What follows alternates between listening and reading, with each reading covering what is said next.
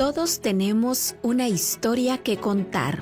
Comencé escribiendo cuentos y produciendo poesía. Actualmente produzco literariamente de forma bilingüe, tanto en tzotzil como en español. Creé un proyecto dirigido para plataformas digitales como YouTube y Facebook principalmente, una serie de videos que promueven la alfabetización en la lengua maya tzotzil, ya que no estaba en mis posibilidades poder impartir clases de forma presencial. Chiapas se fortalece con grandes talentos. Creo fielmente que para el fortalecimiento de la lengua tzotzil y de cualquier otra lengua de la entidad chiapaneca es necesario ejercerla desde las diversas disciplinas artísticas y del saber humano en general.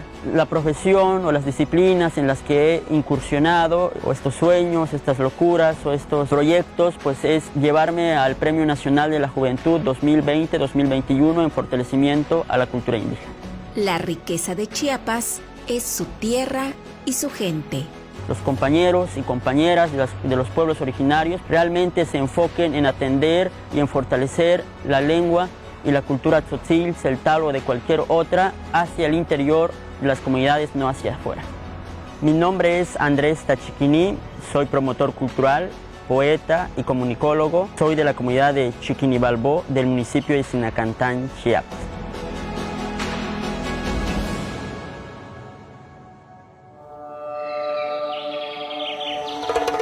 Canal 10, una mirada a tu corazón.